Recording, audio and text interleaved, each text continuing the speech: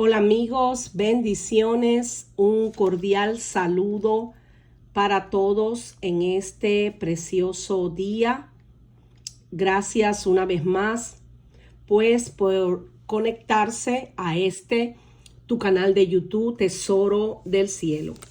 Hoy continuamos con el estudio del Salmo 25. Ayer analizamos desde el versículo 1 hasta el número 11 y hoy pues continuamos a partir del 12 y hasta el 22. Vimos que estábamos en presencia de un salmo acróstico y seguiremos pues explicando lo que este término significa. Hoy traje la nueva versión internacional para que sea pues de mejor entendimiento este concepto. Y antes de comenzar pues con la lectura del versículo 12, pues quería primeramente darles una introducción de cómo el rey David colocó pues la idea de la humildad, como ya lo leímos ayer en el versículo 9. Él dirige en justicia a los humildes y les enseña su camino, decía David refiriéndose a Dios. Y vemos que esta herramienta poética hebrea usa con mucha frecuencia la repetición de ideas, y esto lo hace con el objetivo de que las personas pudieran memorizar los versos y aprendérselos pues de una manera más efectiva. Ayer también aprendimos qué es la humildad y hoy vamos a volver a recordar este término.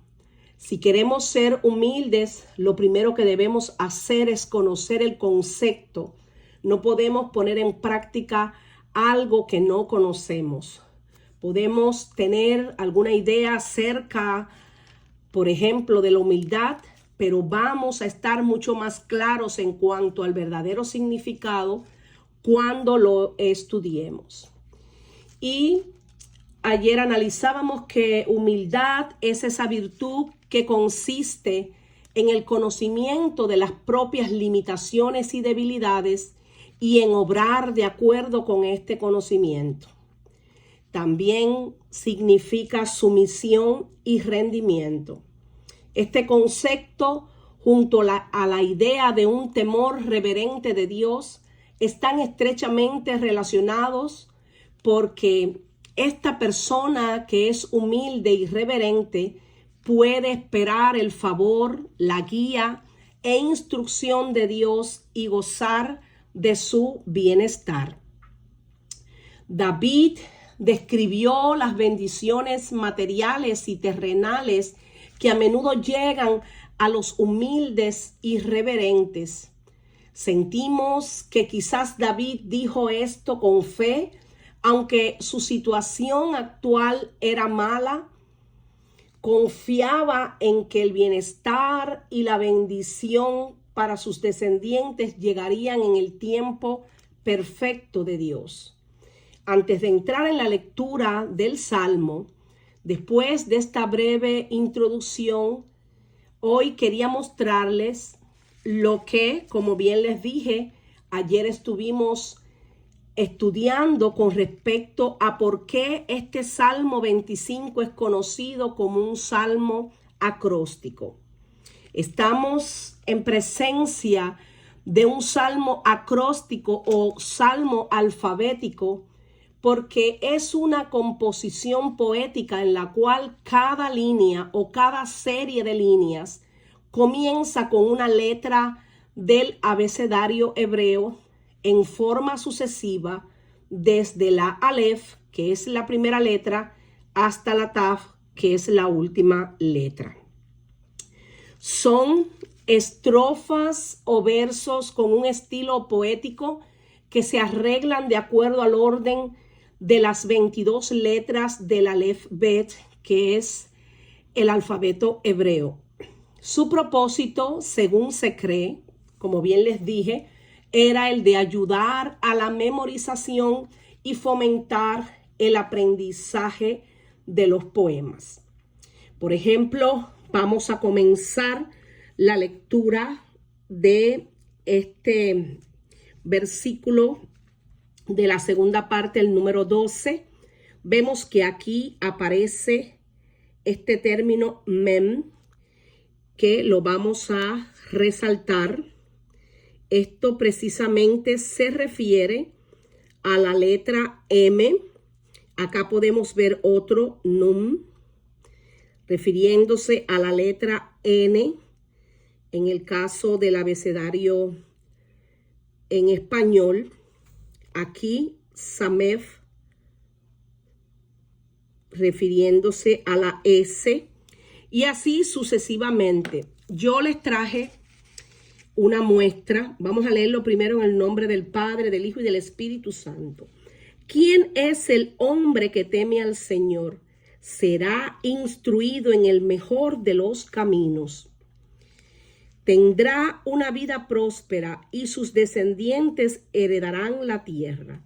El Señor brinda su amistad a quienes le temen y les da a conocer su pacto. Yo les traje una copia precisamente de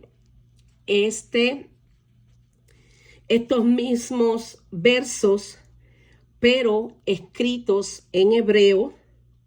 Y como pueden observar, aquí aparece el mismo término mem, refiriéndose a la letra M, y como podemos notar, el verso comienza con la letra M.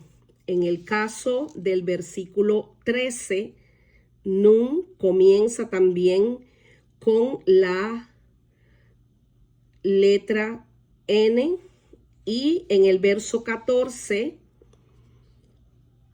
Samech, también la letra S, y el verso comienza con la letra S. Entonces, esto es para que tengan una idea de por qué se le llama salmo acróstico o salmo alfabético, y es porque el salmo se escribía comenzando siempre con la letra que estuviera representada. Por ejemplo, aquí podemos leer Mise Haish Ire Adonai Yoronehu Beredech Ikhar. Esto significa: ¿quién es el varón que teme al Señor? Él le enseñará el camino que ha de escoger. Y bueno, esto quise traérselos como un ejemplo para que lo pudieran visualizar. No en todas las Biblias aparece así, solamente yo, por ejemplo, tengo varias versiones acá en casa, y de todas las versiones que tengo, en la que la he visto es en la nueva versión internacional. Así que si quieres, pues puedes buscarlo en la nueva versión internacional, que es donde lo vas a poder encontrar. Entonces, comenzamos ya el análisis de este verso. ¿Quién es el hombre que teme al Señor? Será instruido en el mejor de los caminos. Sabemos que la respuesta de que quién es ese hombre que teme al Señor es precisamente el hombre sabio, la mujer sabia. Porque según Proverbios 1:7, el principio de la sabiduría es el temor de Jehová, Y dice también esa porción de la Escritura que los insensatos desprecian la sabiduría y la enseñanza. Por eso, aquel que tenga sabiduría va a tener ese temor del Señor y será instruido en el mejor de los caminos. ¿Cuál es el mejor de los caminos? Pues el camino de Dios. Jesús es el camino, la verdad y la vida. Dios le mostrará entonces el sendero que ha de elegir.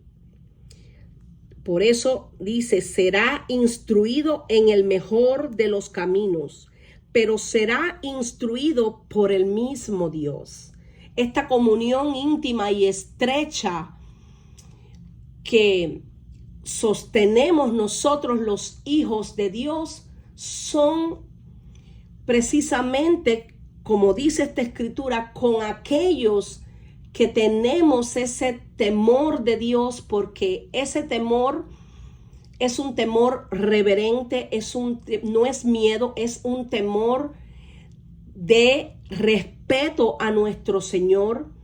Y por eso dice esta porción, será instruido en el mejor de los caminos.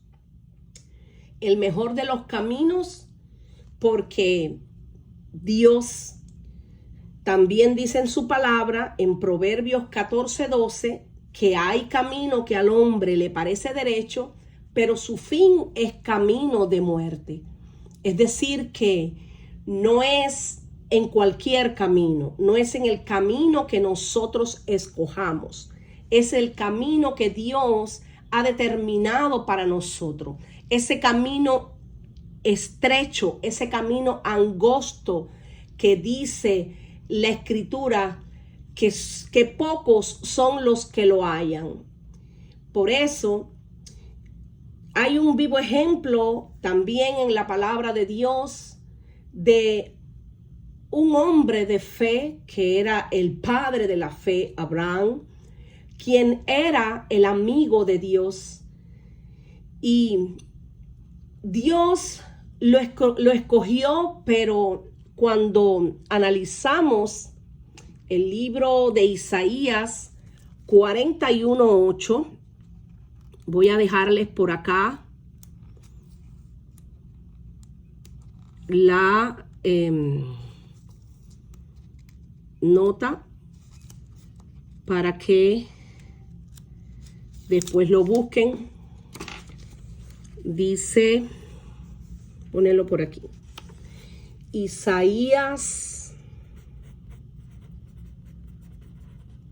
41:8 dice, pero tú, Israel, siervo mío eres, tú, Jacob, a quien yo escogí, descendencia de Abraham, mi amigo. Dios mismo lo llamó su amigo y le dio a conocer su pacto. Porque esta comunión íntima de Jehová es con los que le temen, y a ellos hará conocer su pacto. Y se cumplió también la escritura que dice, Abraham creyó a Dios y le fue contado por justicia y fue llamado amigo de Dios. Esto lo podemos encontrar en el libro de Santiago 2, versículo 23. Ahora, después de analizar este versículo 12, vamos a pasar al 13. Tendrá una vida próspera y sus descendientes heredarán la tierra. Estas son las bendiciones que alcanzarán aquellos que tienen ese temor reverente al Señor y que se dejan también instruir por Él, enseñar por Él, guiar por Él. Aquellos que le obedecen, dice esta porción, que tendrán una vida próspera y sus descendientes heredarán también la tierra. El Señor brinda su amistad a quienes le temen y les da a conocer su pacto. Si nos damos cuenta, vuelve la repetición con esta porción del verso 14 que dice que a quienes le temen, igual aquí, quien teme, el que teme, le da a conocer su pacto, es decir, es instruido en el camino, en el pacto. Y esta repetición, pues, como bien les decía, es para lograr que la enseñanza, pues, sea mucho más efectiva, que se pueda memorizar. Después de tocar las bendiciones materiales que puede recibir el hombre humilde y reverente, David habló de la bendición más grande que uno puede recibir, y es la comunión íntima de Jehová y un mayor entendimiento de su pacto. El modismo hebreo para el Señor confía es el secreto de Yahvé, que aquí puede traducirse como un círculo íntimo, tal como pudo haber dicho Job 29:4, que esta porción dice lo siguiente: como fui en los días de mi juventud, cuando el favor de Dios velaba sobre mi tienda. En Proverbios 3:32, Proverbios 3:32, y bueno, le voy a dejar aquí también Job ya para que después lo busquen, 29:4. En Proverbios 3:32 dice que los que hacen su voluntad son sus confidentes, como lo fue Abraham.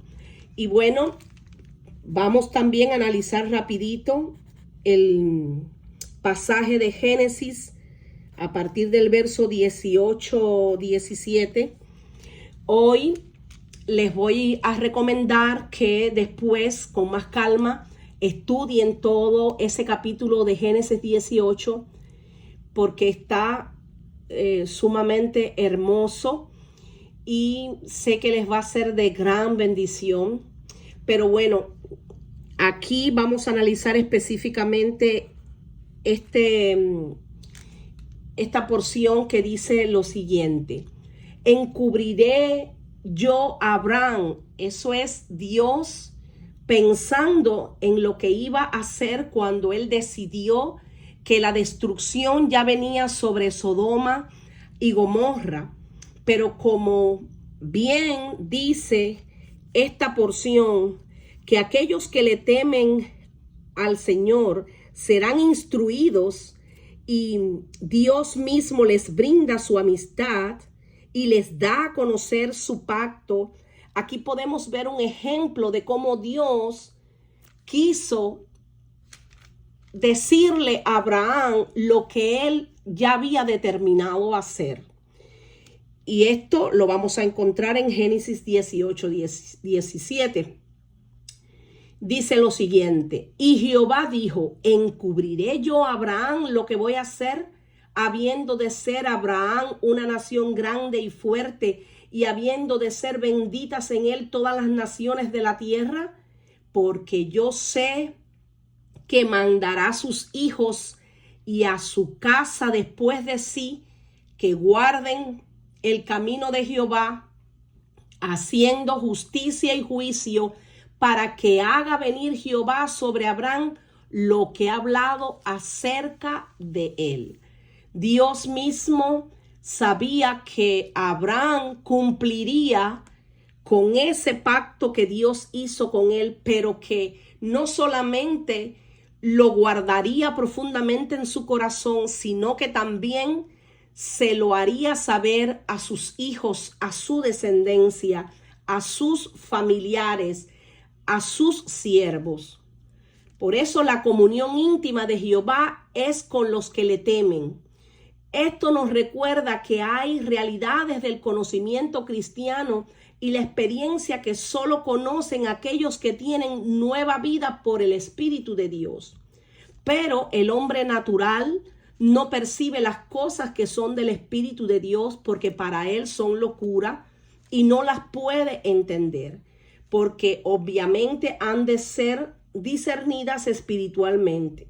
Y eso lo podemos encontrar en Corintios 2:14.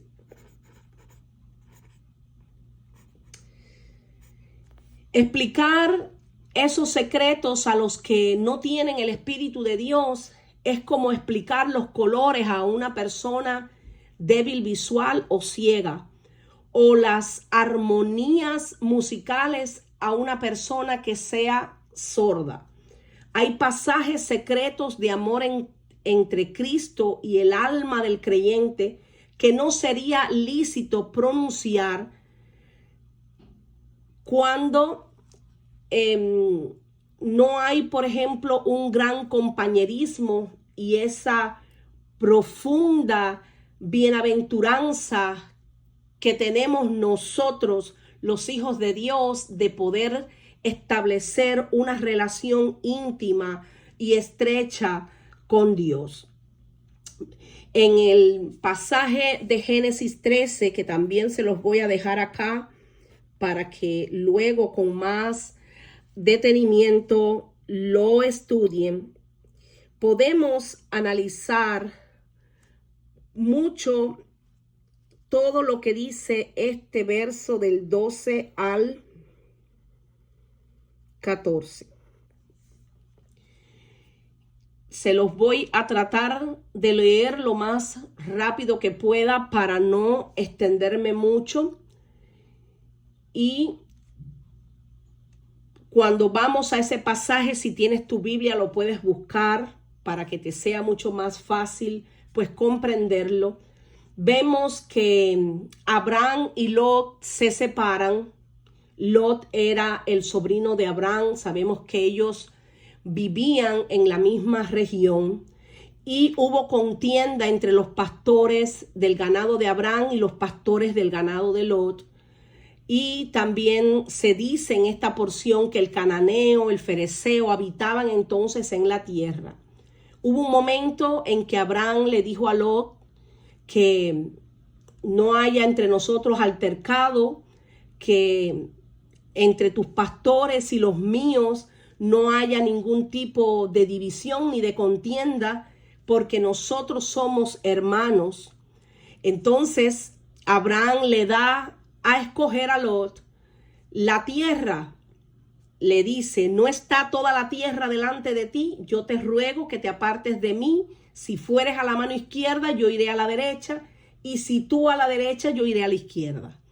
Y dice también esta escritura que Lot alzó sus ojos y vio toda la llanura del Jordán, y que todo era de riego como el huerto de Jehová, como la tierra de Egipto en la dirección de Zoar. Y antes de que Jehová destruyese a Sodoma y a Gomorra, Lot escogió para sí toda la llanura del Jordán y se fue hacia el oriente, y se apartaron el uno del otro. Abraham acampó en la tierra de Canaán, en tanto que Lot habitó en las ciudades de la llanura y fue poniendo sus tiendas hasta Sodoma. Dice esta parte que los hombres de Sodoma eran malos y pecadores contra Jehová en gran manera. Y Jehová dijo a Abraham, después que Lot se apartó de él: alza ahora tus ojos y mira desde el lugar donde estás hacia el norte y el sur y al oriente y al occidente, porque toda la tierra que ves la daré a ti y a tu descendencia para siempre. Y haré tu descendencia como el polvo de la tierra, que si alguno puede contar el polvo de la tierra, también tu descendencia será contada. Levántate, ve por la tierra a lo largo de ella y a su ancho, porque a ti te la daré. Abraham, pues, removiendo su tienda, vino y moró en el encinar de Mamre, que está en Hebrón, y edificó allí altar a Jehová. Es decir, si nos ponemos a analizar, el hombre que teme al Señor, Abraham era un hombre temeroso de Dios, apartado del mal, y por eso fue instruido en el mejor de los caminos. ¿Cómo podemos ver que fue instruido en el mejor de los caminos? Si comparamos la vida de Abraham con la de Lot, Lot no recibió la instrucción porque, como podemos analizar, él se dejó llevar por su propio entendimiento, no clamó a Dios antes de escoger la tierra. Por eso vemos que sus tiendas se fueron extendiendo hasta Sodoma y Gomorra. ¿Y cuál fue su final? Pues que perdió a su esposa, tuvo que salir de Sodoma y de Gomorra corriendo, y después de todo, gracias primeramente a Dios, a su misericordia y a que era un descendiente también de Abraham, no le alcanzó el infortunio de ser destruido junto con toda aquella tierra. Por eso, cuando leemos el verso 13, tendrá una vida próspera y su descendiente heredarán la tierra. Vemos que esto se cumple con Abraham porque llegó a ser un hombre muy próspero. Dios lo bendijo a él y llegó también a heredar la tierra, tanto él como sus descendientes. Y en el verso 14 también podemos constatar que Dios le brindó su amistad y le dio a conocer su pacto. Ahora, vamos a entrar ya en el análisis del verso número 15. Dice: mis ojos están puestos siempre en el Señor, pues solo Él puede sacarme de la trampa. Aquí David hace una confesión de que su confianza siempre estaba puesta en Dios, porque él sabía que la salvación total y absoluta venía del único Dios verdadero, que él solo no podía hacer nada a pesar de ser el rey, que ni los carros ni los caballos podían salvarle, que ni aún todo el ejército que tenía a su servicio podía salvarle. Él sabía que el único que podía sacarlo de las trampas era Dios.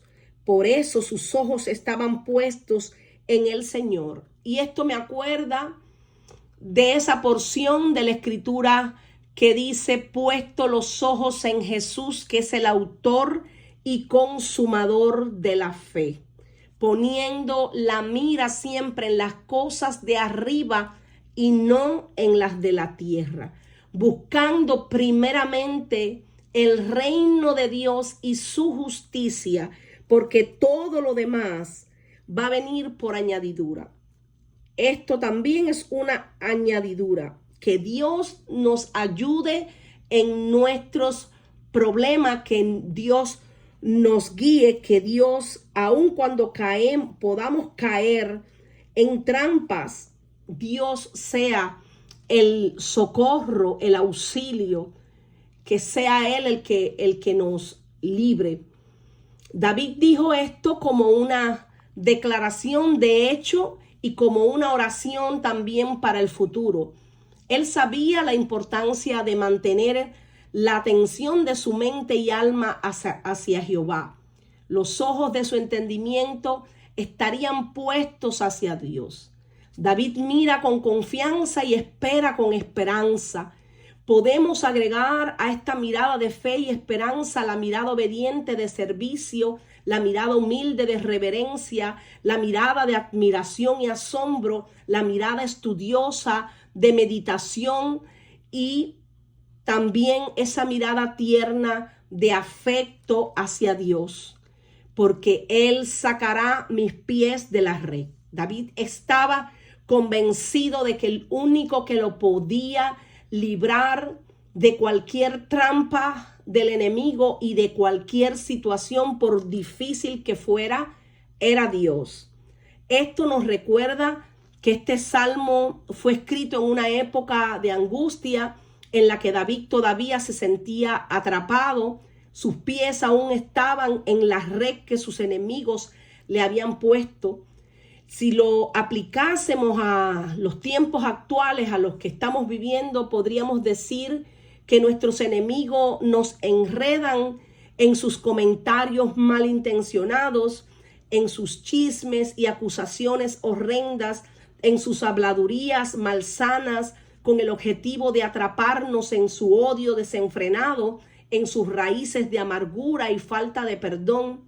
Tantas cosas pudiéramos decir de este solo versículo. Mis ojos están puestos siempre en el Señor, pues solo Él puede sacarme de la trampa. Tantas cosas pudiéramos decir porque hay mucha tela por donde cortar. Como David era un guerrero y a la vez fue pastor de ovejas, él sabía que tanto los guerreros como los pastores usaban redes como trampas donde cayeran los adversarios en el primer caso y los depredadores en el segundo. Estas trampas eran elaboradas con sumo cuidado y de manera estratégica para que fueran efectivas. En otras palabras, David sabía que el único que podía desarticular esas artimañas del enemigo es Dios, porque solo Dios conoce la intención de los corazones y las maquinaciones de los perversos. Por eso en la Escritura dice que nosotros tenemos que estar apercibidos, orando y velando en todo tiempo, porque nuestro adversario, el diablo, anda como león rugiente viendo a quién devorar. Que no podemos ignorar las maquinaciones del enemigo. Es decir, que tenemos que siempre usar esa armadura completa, sobre todo usar el escudo de la fe en nuestro precioso Señor Jesucristo, para poder apagar esos dardos de fuego del maligno, que son los que batallan contra nuestra alma. Seguimos en el análisis. Vuelve a mí tu rostro y tenme compasión, pues me encuentro solo y afligido. Crecen las angustias de mi corazón. Líbrame de mis aflicciones. Fíjate en mi aflicción y en mis penurias, y borra todos mis pecados. Aquí vamos a resaltar esta parte. David le pedía a Dios que alzara sobre él su rostro y que tuviera compasión. David se sentía solo, se sentía afligido en gran manera, pero también de cierta manera había como perdido un poco la esperanza. Por eso le pedía a Dios que, a pesar de lo que él pudiera estar sintiendo, que Dios lo ayudara, que Dios quitara toda esa tristeza, toda esa aflicción que también no solamente le habían producido sus enemigos, sino sus propios pecados. David quería ser libre no solo de la opresión del enemigo, sino de la angustia que produce cuando en un momento determinado reconocemos que hemos pecado contra Dios. Esta situación nos llena de desesperación. Muchas veces cuando viene esta sensación de que no estamos bien ante el Señor, lo primero que tenemos que hacer es humillarnos. Fue lo que hizo David. Pidió compasión, que en otra versión significa, vamos a leerlo acá, verso 16, dice: mírame y ten misericordia de mí, porque estoy solo y afligido. Él quería que Dios extendiera su misericordia, porque las angustias de su corazón se habían aumentado. Él estaba profundamente triste, se sentía que no estaba tampoco bien delante de Dios. Por eso le pedía a Dios que perdonara sus pecados, que borrara sus pecados. Y esto es una manera en que nos damos cuenta de que también, a pesar de ser un hombre de Dios, amigo de Dios, que buscaba la manera de estar siempre agradándole a Dios, también fallaba como fallamos tú y yo, como puede fallar cualquiera. El único que es realmente perfecto, el único que nunca va a fallar es Dios. Y esto es lo que nos da a nosotros la medida de que cuando estamos en situaciones difíciles, lo mejor que podemos hacer es acudir al único que nos puede ayudar. Bueno es acudir a un amigo, bueno es acudir a un hermano, pero mucho más excelente, mucho mejor es acudir a Dios. Gran parte de la agonía sabemos que David tenía provenía de sus enemigos que se habían multiplicado contra él. Vemos que también en la escritura el apóstol Pablo dice en 2 de Corintios 4 del 8 al 10, que estamos atribulados en todo, mas no angustiados, en apuros, mas no desesperados, perseguidos, mas no desamparados, derribados, pero no destruidos, llevando en el cuerpo siempre por todas partes la muerte de Jesús, para que también la vida de Jesús se manifieste en nuestro cuerpo.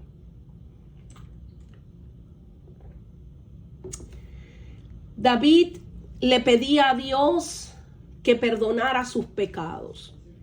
Esto lo podemos ver aquí. Borra todos mis pecados. Perdona todos mis pecados. Y le decía: toma en cuenta que me encuentro afligido y con problemas. A pesar de que sabía que tenía angustia, que su corazón se había llenado de angustia, él acudió a Dios pidiéndole que quitara esa tristeza. Y esto es un verdadero ejemplo de lo que tenemos que hacer nosotros cuando nos encontramos en situaciones similares, en la que llega ese momento difícil, ese día malo.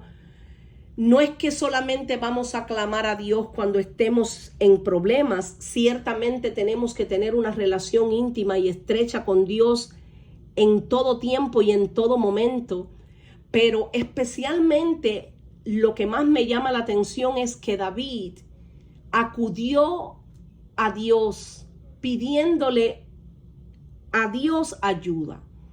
Muchas veces pasamos por situaciones difíciles y lo que hacemos es acudir al doctor, que no es que esté mal. Podemos ir al psicólogo, o podemos ir tal vez al doctor general por cualquier aflicción que tengamos, pero lo mejor que podemos hacer es ir a nuestro médico por excelencia, que nos conoce mucho más de lo que nos conocemos nosotros mismos.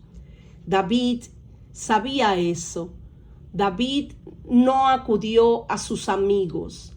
David no acudió a sus hermanos. David acudió a Dios, aquel que lo creó, pidiéndole, quítame la angustia, quítame la tristeza, según dice la traducción al lenguaje actual. Más y más mi corazón se va llenando de angustia, pero quítame la tristeza, porque sabía que Dios podía quitarle esa angustia. Tengo muchos enemigos y problemas, le decía, pero ninguno mayor que mis propios pecados. Por favor, Dios, trata también con mis pecados. Era como si David le dijera, yo reconozco que he pecado contra el cielo y contra ti, pero confío en ti, espero en ti. Y eso nos da la medida de que esta relación profunda que David tenía con Dios hizo que él en los momentos más difíciles esperara en Dios y que siempre recibiera la intervención oportuna.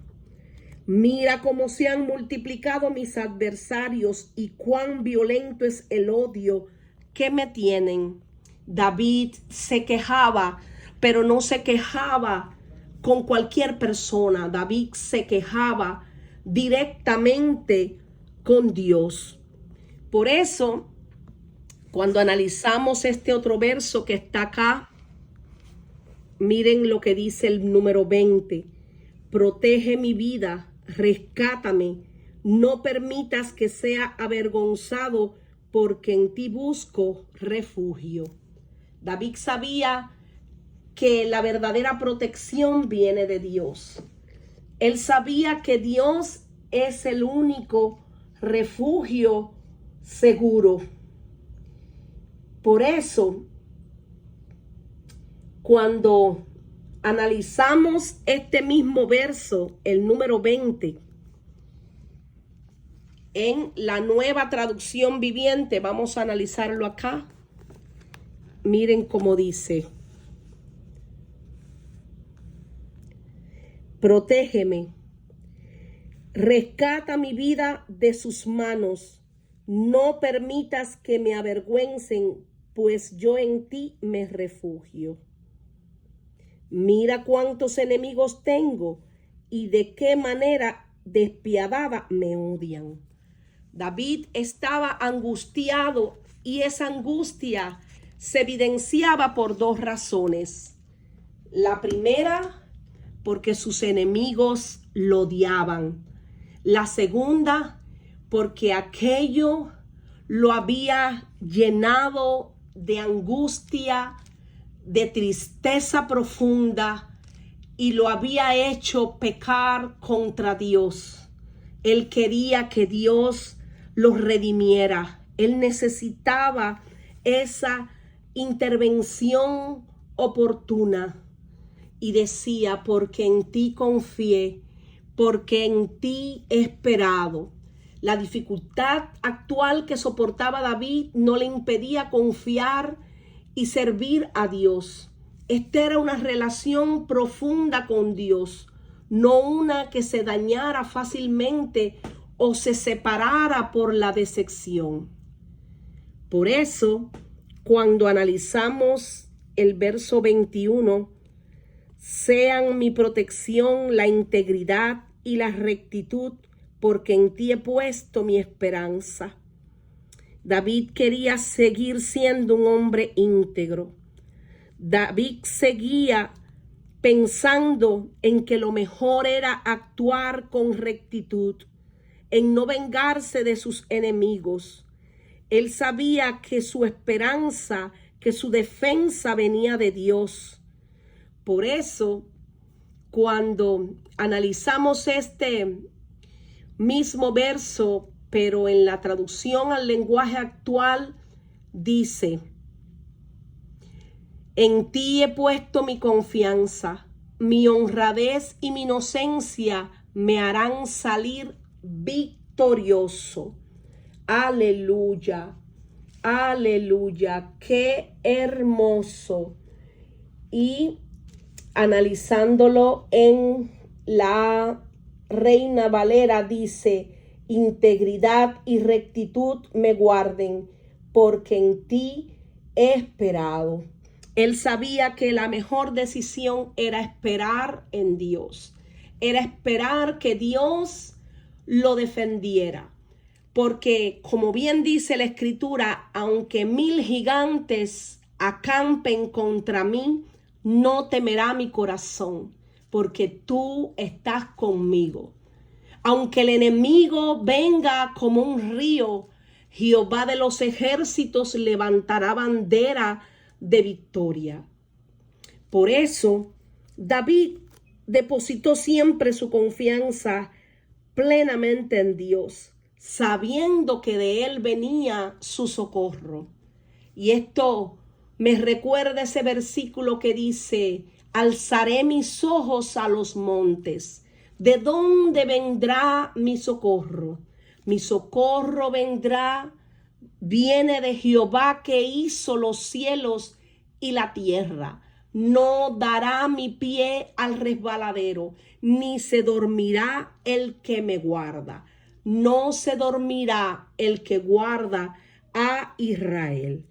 Y bueno, ya leyendo el verso número 22, dice lo siguiente: libra, oh Dios, a Israel de todas sus angustias.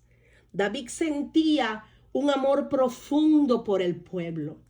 David sentía un amor intenso también por sus hermanos. No sabemos si este salmo vino desde antes de que David fuera rey o después. Ya fuera antes o después, David tenía una profunda preocupación por la bendición y el bienestar del pueblo de Dios en su conjunto, y no solo por él mismo. Esto es como: si no me compadeces ni me ayudas, aún así salva a tu pueblo que sufre por mí, y en mis sufrimientos también está involucrado. Es decir, David no solo hacía una oración como a veces hacemos, oraciones que yo diría son egoístas, porque son oraciones para nosotros, para nuestras familias, para las personas que amamos. Pero ¿por qué no orar por aquellos que ni siquiera conocemos y que sabemos que necesitan de esa intervención oportuna de Dios? Por eso David clamaba, no solo por sus propios problemas, sino por los problemas de los demás. Y esto pone en evidencia ese corazón conforme al de Dios, de que no solamente se preocupaba por él, sino que también que se preocupaba por su prójimo. Por eso es notable que David pudiera tener interés y oración por las angustias de los demás cuando estaba en una temporada de tal dificultad. Esto muestra una vida que ciertamente fue instruida en los caminos de Dios, incluso hasta cuando David oraba. Esto manifiesta un corazón bondadoso, un corazón agradecido, pero un corazón también compasivo. Una de los peores aspectos de la dificultad y la prueba en la vida del creyente es que puede llevarlo a uno a volverse terriblemente centrado en uno mismo y preocuparse solo por los propios problemas. David, en su humildad y reverencia a Dios, fue guiado de una mejor manera a orar por él y por las personas que amaba, pero no solamente por aquellos que amaba, también oraba por todo el pueblo.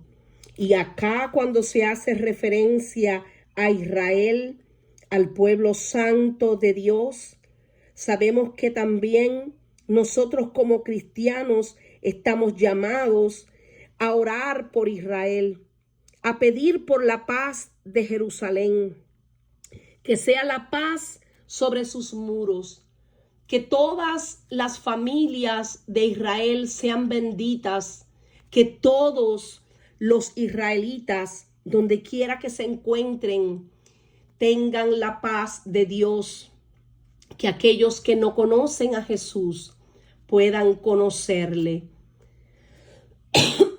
Perdón. Nosotros también pedimos por la paz de Jerusalén. Nosotros también pedimos por la bendición de Dios sobre toda esta hermosa nación. Que la paz sea sobre ellos, que Dios los proteja, que Dios los libre de toda especie de mal en el nombre poderoso de Jesucristo.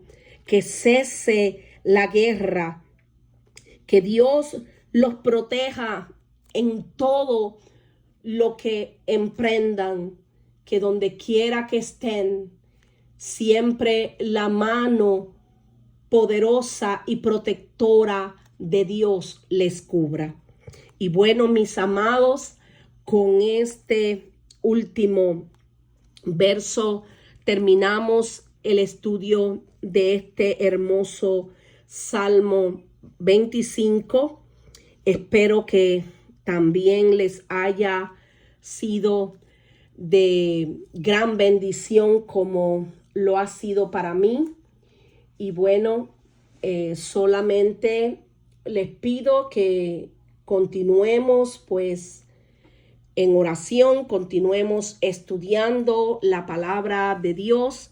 Comparte esta enseñanza con tus amigos, con tus hermanos y seguimos en los próximos días pues con el favor de Dios con el estudio de el Salmo número 26.